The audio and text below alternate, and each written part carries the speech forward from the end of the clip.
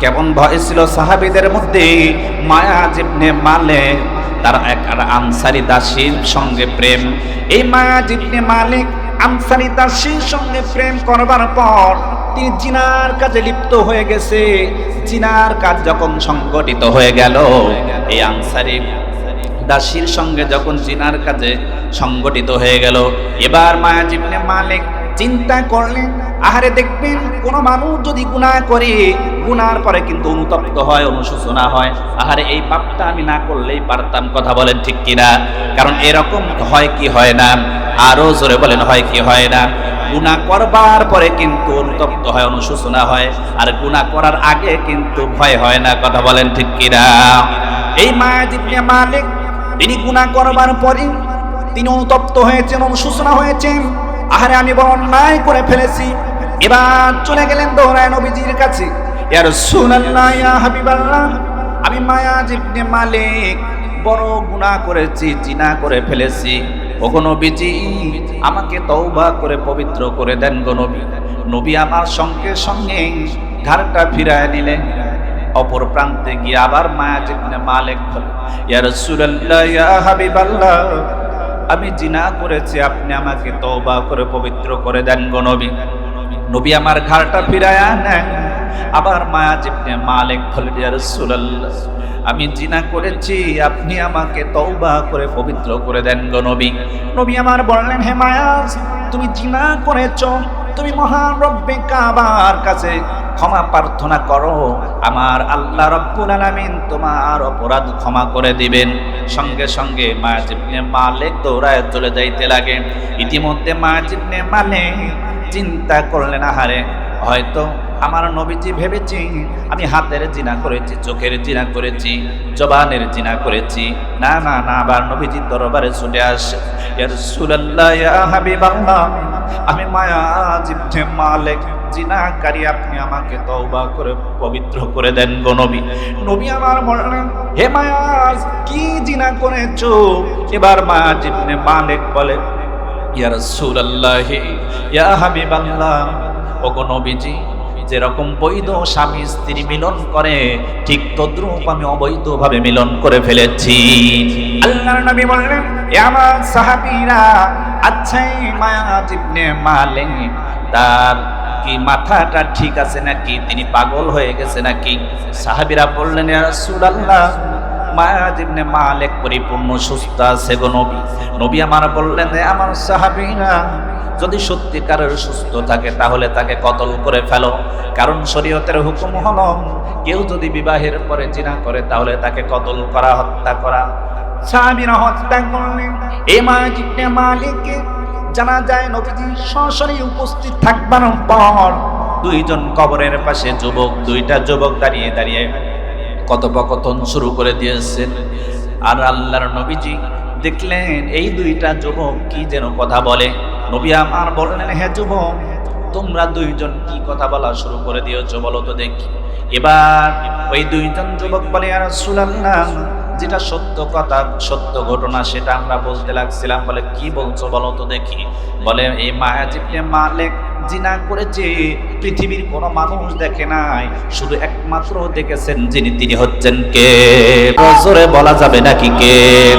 ভাইয়েরা আমার, এবার এই যুবক বললেন, ইয়া রাসূলুল্লাহ, ইয়া হাবিবাল্লাহ, এই মায়াজ ইবনে মালিক জিনা করেছে, অপরাধ করেছে, পৃথিবীর কোনো মানুষ দেখে নাই, কিন্তু আপনার কাছে এসে বলেছে, আর তাকে কতল করা হয়েছে ইসলামের দৃষ্টিকোণ থেকে।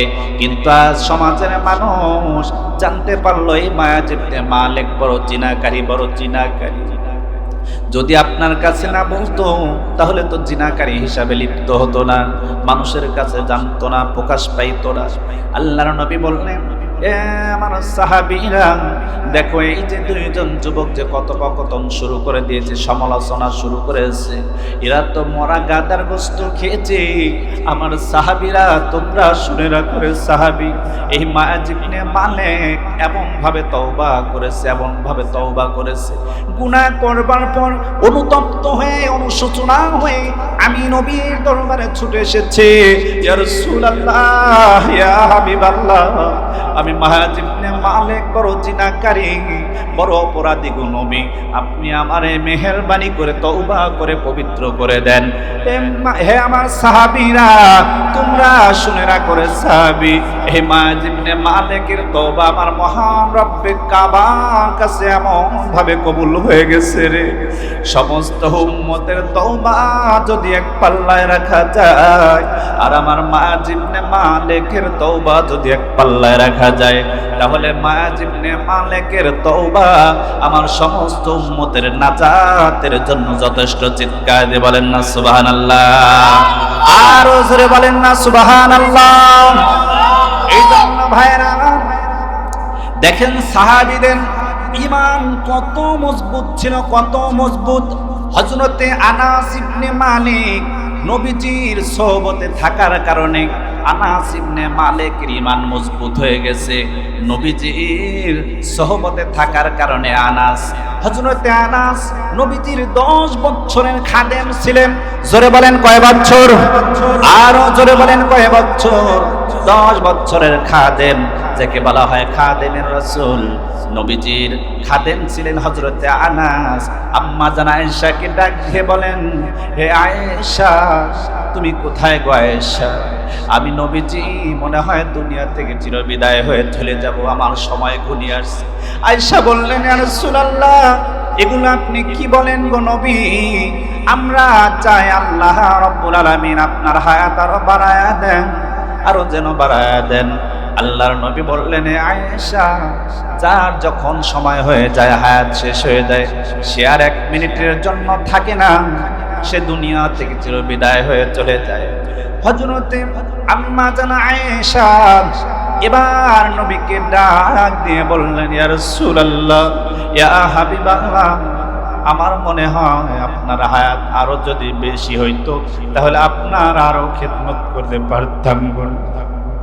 এবার নবীজি আবার বললেন, আমার সাহাবীরা, দেখো তো আমার আনাস কোথায় গেছে, যিনি আমার 10 বছরের খাদেম ছিলেন, আমার খেদমতে ছিলেন। যে আনাস, সে আনাসটা কই, আমি তো দেখি না।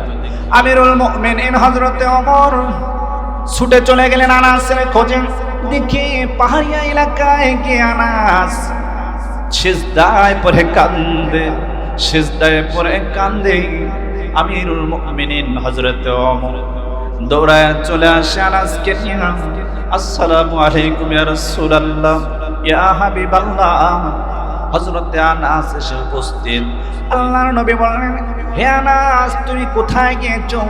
আচ্ছা আনাস, তোমাকে একটা প্রশ্ন করি রে আনাস। আনাস বলেন, ইয়া রাসূলুল্লাহ, ইয়া হাবিবাল্লাহ, প্রশ্ন করেন গো নবী। নবী আমার বললেন, আনাস রে, তুমি আমার 10 বছরের খাদেম ছিলা, আমার খাদেমগিরি করতা, কিন্তু এই অবস্থায় তোমার সাথে যদি আমার কোনো রকম বেয়াদবি হয়ে যায়, তুমি আমাকে মাফ করে দিও রে আনাস। আনাস বলেন, ইয়া রাসূলুল্লাহ, ইয়া হাবিবাল্লাহ, আপনি তো কোনো অন্যায় করেন নাই গো নবী, আমি তো বরং আপনার সাহাবী। আমি হয়তো ছোট্ট মানুষ ছিলাম, আপনার খেদমত তেমন ভাবে করতে পারি নাই যেরকম করে করার কথা ছিল। ও গো নবীজি, আপনি আমারে কি শুনাইলেন গো নবী? নবীজি, আমি চিন্তা করেছিলাম আল্লাহ তাআলা আপনাকে যদি আরো হায়াত বাড়ায়া দেন, এই হায়াত বাড়ায়া দেওয়ার জন্য আমি আল্লাহর কাছে প্রার্থনা করি, আল্লাহ আমার নবীকে আপনি হায়াত লম্বা করে দেন গো। নবীজি আমার বললেন, আনাস, আমার হায়াত তো আর বেশি নাই, আমি অল্প কিছুক্ষণের মধ্যেই দুনিয়া থেকে চিরবিদায় হয়ে চলে যাব। আনাস বললেন, ইয়া রাসূলুল্লাহ, ইয়া হাবিবাল্লাহ, আমি আল্লাহর কাছে প্রার্থনা করি সব সময় আমার নবীজির হায়াত যেন বাড়ায়া দেয় রে আল্লাহ। আল্লাহর নবী বললেন, আনাস রে, তুমি যে আমার খেদমত করেছো, তোমার তৃপ্তি হয় নাই আমি বুঝতে পেরেছি, কিন্তু তুমি আমার আরো খেদমত করার জন্য পাগল। আমি আল্লাহর কাছে প্রার্থনা করে, ও দয়ার মালিক, আমার আনাস আমার খেদমত করার জন্য আরো ব্যাকুল হয়ে গেছে। এবার নবীজি আল্লাহর কাছে প্রার্থনা করে বলেন, আয় আল্লাহ মেহেরবানি করে তুমি জান্নাতের মধ্যে যে খাদেমগুলি বানাইবা আল্লাহ আমার দুনিয়ার খাদেম আনাসকে তুমি জান্নাতি খাদেম হিসাবে তুমি কবুল করে নিও। চিৎকার দিয়ে বলেন না সুবহানাল্লাহ। আমার ভাইয়েরা বাবাজিরা গভীর মনোযোগ, দিলটা নরম করে দাও রে বাবা। এক ফোঁটা দেখো চোখের পানি পড়ে কিনা। সাহাবীদের জীবন ছিল কেমন করুণ জীবন, কত কষ্টের জীবন। আমার ভাইরা বাবাজিরা রে, আব্দুল্লাহ আনসারী নামের একজন সাহাবী অত্যন্ত গরিব মানুষ ছিলেন, গরিব মানুষ। এই আব্দুল্লাহ আনসারীর টাকা নাই, পয়সা নাই, গরিব মানুষ। দুইজন মিলে স্বামী স্ত্রী মিলে একটা কাপড়, দুইজন স্বামী স্ত্রী মিলে কয়টা কাপড় রে বাবা? একটা কাপড়। এই একটা কাপড় দিয়ে কেমনে করে তারা সংসার চালায়, জীবন যাপন করে। করুণ ইতিহাস রে বাবা। দেখো তো দিলটা নরম করে দাও, এক ফোঁটা চোখের পানি পড়ে কিনা। এবার আব্দুল্লাহ আনসারী মসজিদে নববীতে যখন আজান হয়ে যায়, সবার পরে মসজিদে আসে। মসজিদে নবীজির ইমামতির পিছনে নামাজ আদায় করে আবার সবার আগে আগে মসজিদ থেকে বের হয়ে চলে যায়। এবার সাহাবীরা অভিযোগ জানায়, ইয়া রাসূলুল্লাহ, ইয়া হাবিবাল্লাহ, ওগো নবীজি, আপনার একজন সাহাবী আব্দুল্লাহ আনসারী মসজিদে নববীতে সবার পরে মসজিদে আসে, আবার সবার আগে আগে মসজিদ থেকে বের হয়ে যায় গো নবী। নবী আমার বললেন, আমার সাহাবীরা, আচ্ছা দেখে আসলে ঘটনা সত্য কিনা পরের দিন দেখি কি করা যায়। এবার পরের দিন আব্দুল্লাহ আনসারী সবার পরে মসজিদে আসে। মসজিদে এসে নামাজ আদায় করবার পর সবার আগে আগে মসজিদ থেকে বের হয়ে চলে যায়। এবার আব্দুল্লাহ আনসারী এই ঘটনা দৃশ্য দেখবার পর নবীজি আমার সাহাবীদেরকে বললেন, আমার সাহাবীরা, চলো তো দেখি আব্দুল্লাহ আনসারীর বাড়িতে চলে যাই, কারণটা কি? এবার নবীজি আমার হযরত ওমরকে নিয়ে, ওসমান আলীকে, আবু বকরকে নিয়ে আব্দুল্লাহ আনসারীর বাড়িতে চলে গেলেন। আব্দুল্লাহ আনসারীর বাড়িতে গিয়ে বলে, আসসালামু আলাইকুম আব্দুল্লাহ রে। ঘর থেকে কোনো আওয়াজ আসে না। আবার নবীজি সালাম দিলেন, আব্দুল্লাহর ঘর থেকে কোনো আওয়াজ আসলো না। আবার তৃতীয়বার সালাম দিলেন, আসসালামু আলাইকুম আব্দুল্লাহ। ঘর থেকে আওয়াজ আসলো না রে বাবা। আব্দুল্লাহ আনসারীর স্ত্রী বলে, প্রাণের স্বামী গো, দেখো মনে হয় নবীজি আমার বাড়িতে এসেছে, সালাম জানিয়েছে। আব্দুল্লাহ আনসারী দৌড়ায় চলে যায় নবীজির দরবারে। আসসালামু আলাইকুম ইয়া রাসূলুল্লাহ, ইয়া হাবিবাল্লাহ, ওগো নবীজি, আপনি আমার বাসায় গিয়েছেন, সালাম দিয়েছেন, আমি দরজা খুলতে পারি নাই গো নবী, বেয়াদবি মাফ করে দিয়ে। নবীজি আমার বললেন, সাহাবী, শোনো শোনো আব্দুল্লাহ আনসারী রে, তোমার নামে অভিযোগ চলে গেছে, তুমি নাকি মসজিদে সবার পরে যাও, আবার সবার আগে আগে মসজিদ থেকে বের হয়ে যাও, কারণটা জানতে চাই। আব্দুল্লাহ আনসারী দুই চোখের পানি দিয়ে দিয়ে বুকটা ভিজা দেয়, কাঁদে আর বলে, ইয়া রাসূলুল্লাহ, ইয়া হাবিবাল্লাহ, ওগো নবীজি, আপনি আমার ঘরের খবর একবার জানেন না। বলে, কি খবর রে বাবা, তুমি বলো দেখি শুনি। আব্দুল্লাহ আনসারী দুই চোখের পানিতে বুকটা ভিজা দেয়, কাঁদে আর বলে, ইয়া রাসূলুল্লাহ, ইয়া হাবিবাল্লাহ, আমরা স্বামী স্ত্রী দুইজন মিলে একটা কাপড়, আমাদের কত কষ্টের জীবন, টাকা নাই, পয়সা নাই, গরিব মানুষ, পরনের মতো কিছুই নাই গো নবী। নবী আমার, আমরা স্বামী স্ত্রী কত কষ্ট করি। আমি ঘরের মধ্যে একটা গর্ত খনন করেছি, মসজিদে নববীতে যখন আজান হয়ে যায়, আমি আব্দুল্লাহ আনসারী আমার স্ত্রীকে উলঙ্গ করে গর্তের মধ্যে রেখে আমি কাপড়টা পরিধান করে মসজিদে নববীতে আপনার ইমামতির পিছনে নামাজ আদায় করবার পর আমি তড়িঘড়ি করে আবার বাসায় ফিরে আসি। এসে আমি উলঙ্গ হয়ে গর্তের মধ্যে ঢুকি, আর আমার স্ত্রী ওই কাপড়টা পরে নামাজ আদায় করে।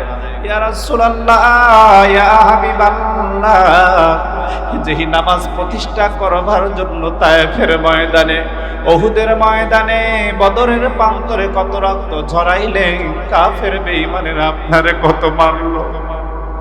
ওগো নবীজি, এই চিন্তা করে আমি আর আমার স্ত্রী এত কষ্টের জীবন তবু কোনোদিন ইচ্ছা করে নামাজ ছাড়ি নাই। গো নবী আমার আব্দুল্লাহ আনসারীর কথা শুনবার পর দুই চোখের পানি দিয়ে বুকটা ভেজা দেয়, আর সাহাবীদেরকে ডাক দিয়ে বলেন, আমার সাহাবীরা, আব্দুল্লাহ আনসারীর কথা, কষ্টের কথা তোমরা একটু শুনেছো রে সাহাবী। এই দিন প্রতিষ্ঠা করবার জন্য কত কষ্ট করেছে, নামাজের জন্য কত কষ্ট করেছেন, তবু ইচ্ছা করে কোনোদিন নামাজ ছাড়ে নাই। হযরতে ওমর, আমিরুল মুমিনিন হযরতে ওমর ডাক দিয়ে বলেন, ইয়া রাসূলুল্লাহ, ইয়া হাবিবাল্লাহ, আব্দুল্লাহ আনসারীর ঘরের মধ্যে আমি একটা দৃশ্য দেখতে পেলাম। নবীজি আমার বললেন, কি দৃশ্য দেখতে পেরেছো বলো তো দেখি। এবার হযরতে ওমর বলেন, ইয়া রাসূলুল্লাহ, ইয়া হাবিবাল্লাহ, দেখলাম আব্দুল্লাহ আনসারীর ঘরের মধ্যে দুইটা কলিজার টুকরা ছোট্ট ছোট্ট বাচ্চা শিকল দিয়ে হাত পা গুলি বাঁধা আছে। এবার নবীজি বললেন, হে আব্দুল্লাহ, আচ্ছা তোমার ঘরের মধ্যে দুইটা সন্তান বাঁধা আছে, সেই সন্তান দুইটা কি অপরাধ করে ফেলেছে? আব্দুল্লাহ আনসারী বলে, ইয়া রাসূলুল্লাহ, ইয়া হাবিবাল্লাহ, আমার এই কলিজার টুকরা দুইটা সন্তান, শিশু সন্তান, কিন্তু আমি গরিব মানুষ বিধায় আমার সন্তানকে ভালো পড়াইতে পারি না, খাওয়াইতেও পারি না। ওই যে নবীজি আপনি দেখেন, আমার বাসার পাশে ইহুদির একটা খেজুরের গাছ, সেখান থেকে টপ টপ করে যখন খেজুরগুলি পেকে যায়, টপ টপ করে মাটিতে পড়ে, আর আমার কলিজার টুকরা সন্তান ওই খেজুরটা মুখের মধ্যে দেয়, আর ওই ইহুদি আমার সন্তান খেজুরটা মুখে দেবার কারণে আমার ওই সন্তানের মুখ থেকে ইহুদি টান দিয়ে খেজুরটা বের করে দেয়। আমি বাবা হয়ে সহ্য করতে পারি না গো নবী, বাবা হয়ে সহ্য করতে পারি না। বলেন তো বাবাজি, কোনো বাবা সহ্য করতে পারবে কি না? এই করুণ দৃশ্যের কথা যখন বললেন, নবীজি আমার মায়া লেগে যায়। নবীজি আমার বলেন, উসমান রে, কোথায় তুমি উসমান? ওই দেখো তো ইহুদির বাড়িতে যাও, ইহুদির জন্য ওই ইহুদির বাড়িতে গিয়ে দেখো ইহুদি ওই খেজুরের গাছটা বিক্রয় করে কিনা। এবার উসমান চলে গেলেন দৌড়ায় ইহুদির বাড়িতে। আচ্ছা ইহুদি ভাই, তোমার এই খেজুরের গাছটা তুমি যদি বিক্রি করতে বড় খুশি হয়ে যেতাম। ইহুদি বলে, না না না, আমি খেজুরের গাছ বিক্রি করব না, কিন্তু একটা শর্তে বিক্রি করতে পারি, একটা খেজুর গাছের পরিবর্তে যদি 10টা খেজুর গাছ দাও তাহলে আমি বিক্রি করে দেব। এবার উসমান ইবনে আফফান বলেন, ইহুদি ভাই, একটা খেজুর গাছের পরিবর্তে 10টা খেজুরের গাছ নয়, যদি 100 খেজুরের গাছ প্রয়োজন হয় আমি উসমান দিতে বাধ্য, কারণ আমার নবীজি পাঠিয়েছেন। সঙ্গে সঙ্গে ওই খেজুরের গাছটা ক্রয় করে নিয়ে আসলেন। এসে বলে, ইয়া রাসূলুল্লাহ, ইয়া হাবিবাল্লাহ, এই যে ইহুদির খেজুরের গাছ কিনে নিয়ে এসেছি। আল্লাহর নবী বললেন, আমার সাহাবীরা আর আব্দুল্লাহ আনসারী, তুমিও শুনে রাখো রে আব্দুল্লাহ, আজ থেকে এই খেজুর গাছের মালিক তোমার কলিজার টুকরা সন্তান। আমার ভাইরা, বাবাজিরা, আমার নবীজি কিন্তু গরিবদের বন্ধু। কথা বলেন ঠিক কিনা? আরো চিল্লায়া বলেন ঠিক কিনা? কারণ আল্লাহর নবীর সাথে একজন সাহাবী গরিব মানুষ, টাকা নাই, পয়সা নাই, অনেক কষ্টের জীবন। এই গরিব সাহাবী নবীজির সাথে মুসাফা করেছেন। মুসাফা করতে গিয়ে দেখে ওই সাহাবীর হাতটা বড় ঠুসকা পড়ে গেছে, কড়া পড়ে গেছে, কারণ গরিব মানুষ সারাদিন কাজকর্ম করে। কথা বলেন, এরকম গরিব মানুষ সমাজ আছে না নাই? আমার ভাইয়েরা, বাবাজিরা, গভীর মনোযোগ, দিলটা নরম করে দাও। এই গরিব সাহাবীর সঙ্গে যখন নবীজি মুসাফা করেছেন, নবীজি আমার দেখতে পায় সাহাবীর হাতে বড় ঠুসকা পড়ে গেছে। সাহাবীকে প্রশ্ন করা হলো, আমার সাহাবী রে, তোমার হাতে ঠুসকা পড়ে গেছে, কারণটা জানতে চাই। অথচ নবীজির হাত মুবারক তো রেশমি কাপড়ের চাইতেও নরম। এবার নবীজি আমার বললেন, হে আমার সাহাবী, শোনো শোনো, তোমার হাতে ফুসকা পড়ার কারণটা কি আমি বুঝতে পেরেছি। এবার সাহাবী বললেন, ইয়া রাসূলুল্লাহ, আমার কষ্টের জীবন, সারা দিন পরিশ্রম করে যে অর্থ উপার্জন করি, সেই টাকা পয়সা দিয়ে আমি সংসার পরিচালনা করি। আমার কলিজার টুকরা বিবি বাচ্চাগুলি কিন্তু এই টাকা দিয়ে, অর্থ দিয়ে সংসার চলে। তারা সুন্দর সুন্দর তারা কিন্তু খাবার খায়, পোশাক পরে আমার এই হালাল টাকা দিয়া। আল্লাহর নবী বললেন, আমার সাহাবী, তোমরা শুনে রাখো রে সাহাবীরা, তোমরা শুনে রাখো, যারা এই কষ্ট করে পরিশ্রম করে টাকা পয়সা উপার্জন করে সংসার চালায়, এরা তো হচ্ছে দুনিয়ার কোন এমপি মন্ত্রী বন্ধু নয়, স্বয়ং আল কাসিম হাবিবুল্লাহ, স্বয়ং আমার মহান রব্বে কাবার বন্ধু হয়ে যায়। চিৎকার দিয়ে বলেন না সুবহানাল্লাহ। ভাইয়েরা আমার, গভীর মনোযোগ, সেই সাদ সালামের ঘটনা। আল্লাহর নবীর একজন সাহাবী সাদ সালামী, তিনি চিন্তা করলেন, আহারে ইয়া রাসূলুল্লাহ, ইয়া হাবিবাল্লাহ, আমি আপনার সমস্ত সুন্নতের আমল করতে পারি, কিন্তু একটা সুন্নত থেকে আমি বঞ্চিত। আল্লাহর নবী বললেন, আমার সাহাবী, কোন সুন্নত থেকে তুমি বঞ্চিত বলো তো দেখি। এবার সাদ সালামী বললেন, ইয়া রাসূলুল্লাহ, ইয়া হাবিবাল্লাহ, আপনার সমস্ত সুন্নতের আমল করতে পারি গো নবী, কিন্তু একটা সুন্নত থেকে বঞ্চিত। সেই সুন্নতটা হচ্ছে, আমি মদিনার অলিতে গলিতে ঘুরে ঘুরে দেখেছি, আর আমি মেয়েদেরকে বিবাহের প্রস্তাব দিতাম, কিন্তু আমার বিবাহের জন্য একটা মেয়েও রাজি হতো না। আল্লাহর নবী বললেন, এ সাহাবী, কিসের জন্য রাজি হতো না বলো তো দেখি। এবার সাদ বললেন, ইয়া রাসূলুল্লাহ, ইয়া হাবিবাল্লাহ, ওগো নবীজি, আমার চেহারা ভালো না, আমার নাকটা চ্যাপ্টা, ঠোঁটটা মোটা, কিন্তু আমি গরিব মানুষ, কালো মানুষ, এই জন্য আমার বিবাহে একটা মানুষ রাজি হয় না। আল্লাহর নবীকে বললেন, ইয়া রাসূলুল্লাহ, ইয়া হাবিবাল্লাহ, আমি কালো মানুষ, গরিব মানুষ, বিদায় আমার বিবাহের জন্য কেউ রাজি হয় না। আপনার সমস্ত সুন্নতের আমল করলাম, আমার দিল সাক্ষী দেয়, এই সুন্নতটা থেকে আমি মনে হয় বঞ্চিত থাকবো।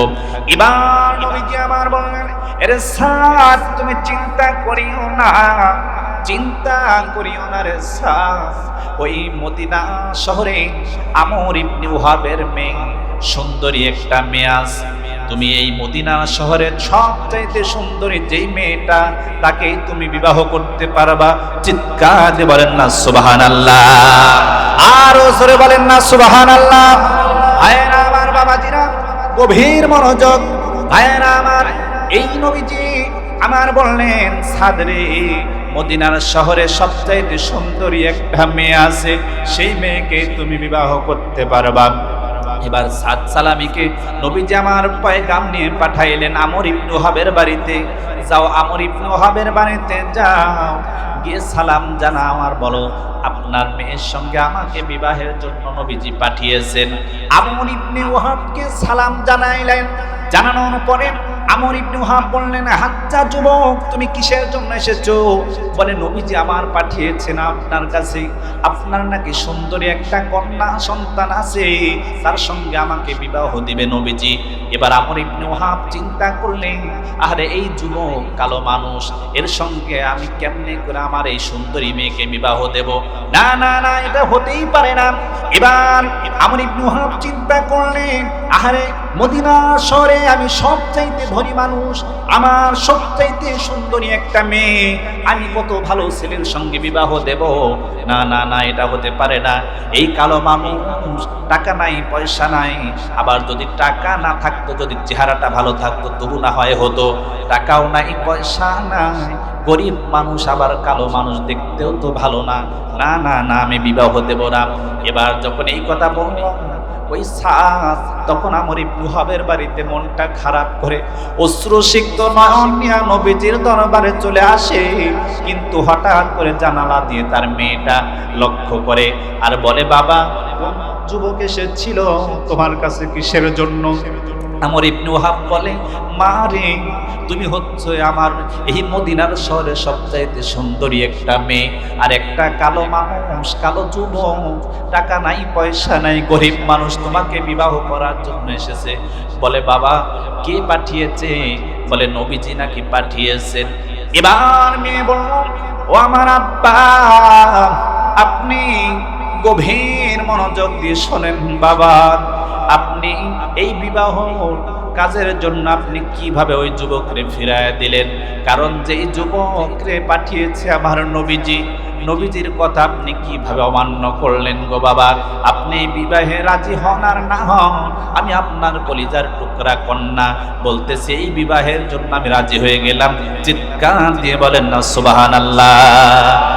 এবার আমর ইবনে ওয়াহাব দৌড়ায় নবীর দরবারে চলে আসে। আসসালামু আলাইকুম ইয়া রাসূলুল্লাহ, ইয়া হাবিবাল্লাহ। আমর ইবনে ওয়াহাব, আমি আমার কন্যা সন্তানের জন্য আমি রাজি ছিলাম না, পরে দেখলাম আমার কন্যা সন্তান রাজি এই বিবাহের জন্য। ইয়া রাসূলুল্লাহ, আমার ভুল হয়ে গেছে। কিন্তু সাত সালামে দৌড়ায় চলে এসে নবী কি বলে, ইয়া রাসূলুল্লাহ, ইয়া হাবিবাল্লাহ, আমি বলেছিলাম আপনার সমস্ত সুন্নতের আমল করতে পারি, কিন্তু একটা সুন্নত থেকে আমি বঞ্চিত গো নবী। কিন্তু আল্লাহর নবী বললেন, আমার সাহাবীরা তোমরা শুনে রাখো, তোমরা শুনে রাখো সাহাবী। এবার চিন্তা করে বললেন, এই সাত সালামি আমর ইবনে ওয়াহাবের মেয়েকে বিবাহ করবে। চিৎকার দিয়ে বলেন না সুবহানাল্লাহ। প্রধান অতিথির আগমন, প্রধান অতিথির আগমন পাড়াগাঁয়ের পক্ষ থেকে। লিল্লাহে তাকবীর। আমি ছেড়ে দেবো, 2-1 মিনিটের মধ্যে শেষ করে দিই ইনশাআল্লাহ। আমার বন্ধু মানুষ, সমস্যা নাই, একসাথে আমরা বিভিন্ন জায়গায় বাংলাদেশের বিভিন্ন জেলায় প্রোগ্রাম করি। আপনাদের দোয়ায় সকলে দোয়া করবেন, আল্লাহ তাআলা যেন আমাদের হায়াতের মধ্যে বারাকা দান করে। সকলে বলে আমিন। তো ভাইয়েরা আমার, তাহলে দেখেন একটা সুন্নতকে জিন্দা রাখবার জন্য সাহাবীরা কত কষ্ট করেছেন, কত কষ্ট করেছেন। আমি এই কথা বলবো, যেই মরহুম আলী আসগার সাহেবের রুহের মাগফিরাতের জন্য আজকে যেই দোয়ার আঞ্জাম করলো, বিশেষ করে আমার আলম ভাই অনেক মেহনত করে, কষ্ট করে, পরিশ্রম করে আজকের এই মিলাদ মাহফিলের আয়োজন করলো, দোয়ার আয়োজন করলো। আমার ভাইয়েরা, বাবাজিরা, সেই কবরের যাত্রী আমাদের একদিন হতে হবে। কথা বলেন ঠিক কিনা? এই কবরের যাত্রী যদি তুমি আমি হতে চাই, তাহলে নেক আমল নিয়ে কিন্তু কবরে যাইতে হবে। কারণ তোমার আমার নেক আমল ছাড়া কিন্তু কবরে যাওয়া যাবে না। কথা বলেন ঠিক কিনা? যেই নবীজির মেয়ে ফাতেমা, যেই নবীজির মেয়ে ফাতেমা, যিনি এমনিতে জান্নাতি। কথা বলেন ঠিক কিনা? অত সেই ফাতেমার জন্য কবর সুপারিশ করবে না। ফাতেমা যখন ইন্তেকাল করে, আবু যর দৌড়ায় যায় কবরকে ডেকে বলে, এই কবরের মাটি তোর মধ্যে আজ্জান রেখে যাব। তিনি হলেন নবীজির মেয়ে ফাতেমা। খবরদার কবরের সঙ্গে বেয়াদবি করবি না। কবর থেকে কোনো আওয়াজ আসে না। কবর আবার ডেকে ডেকে বলেন, আবু যর এবার ডেকে ডেকে বলেন, এই কবরের মাটি তোর মধ্যে আজ্জান রেখে যাব। তিনি হলেন আসাদুল্লাহিল গালিব, হযরত আলীর স্ত্রী। খবরদার কবরের সঙ্গে কোনোদিন বেয়াদবি করবি না। কবর থেকে কোনো আওয়াজ আসতো না। আবু যর আবার চিৎকার দিয়ে বললেন, কবরের মাটি রে, তোর মধ্যে আজ্জান রেখে যাব। তিনি হলেন ইমাম হাসান হুসাইনের মা ফাতেমা। খবরদার কবর বেয়াদবি করবি না। কবর থেকে আওয়াজ আসতো না। চতুর্থবার আবার আবু যর গিফারি চিৎকার দিয়ে বললেন, কবরের মাটি তোর মধ্যে আজ্জান রেখে যাচ্ছি। তিনি হলেন সমস্ত মহিলাদের বেহেশতের সরদারিনী ফাতিমা। খবরদার কবরের সঙ্গে কোনোদিন বেয়াদবি করবি না। কবর থেকে এবার মানুষের মতন আওয়াজ বের হয়ে যায়। কবর ডেকে ডেকে বলে, এ আবু যর, আমি নবীজির মেয়ে ফাতেমারে চিনি না। আসাদুল্লাহিল গালিব, হযরত আলীর স্ত্রীর চিনি না। ইমাম হাসান হুসাইনের মা ফাতেমারে চিনি না। জান্নাতি মহিলাদের বেহেশতের সরদারিনী যেই ফাতেমা, তারেও চিনি না। যার আমল ভালো হবে আমি কবর তার জন্য জান্নাতের বিছানা বিছায়া দেব। যার আমল খারাপ হবে তার জন্য আমি কবর দুপাশের মাটি দিয়ে এমন ধরে ঠাসা মারা হবে, চিরজনমের মতন হাড়গুলা গুড়া গুড়া হয়ে যাবে। আল্লাহ পাক শুধু বলবেন কুন ফায়াকুন, হওতা সঙ্গে সঙ্গে হয়ে যাবে। চিৎকার দিয়ে বলেন না মারহাবা। এই জন্য ভাইরা আমার, এই কবরের সামান আমাদের তৈরি করার দরকার আছে না নাই? তাহলে যেই মহিলাদের বেহেশতের সরদারিনী ফাতেমা, তার জন্য কবর সুপারিশ করবে না, আর আপনি আর আমি কি অবস্থা হবে আমাদের? এই জন্য আমরা দুনিয়ার জমিনে আমরা জীবিত থাকতেই ভাই আখিরাতের সামান তৈরি করার জন্য প্রস্তুত আছি তো ইনশাআল্লাহ? সকলে দুটি হাত তুলে আল্লাহকে দেখান, আল্লাহ দুনিয়াতে যতদিন তুমি হায়াত দিয়েছো ঈমান আমলের সাথে সুস্থতার সাথে বাঁচায় রাখো, 5 ওয়াক্ত নামাজ যেন পাঞ্জেখানায় পরে আমরা মৃত্যুবরণ করতে পারি, আল্লাহ পাক কবুল করেন। সকলে বলে আমিন। সকলে হাত তামান। ওয়া আখির দাওয়ানা আলহামদুলিল্লাহি রাব্বিল আলামিন। আসসালামু আলাইকুম ওয়া রাহমাতুল্লাহি তাআলা ওয়া বারাকাতুহু।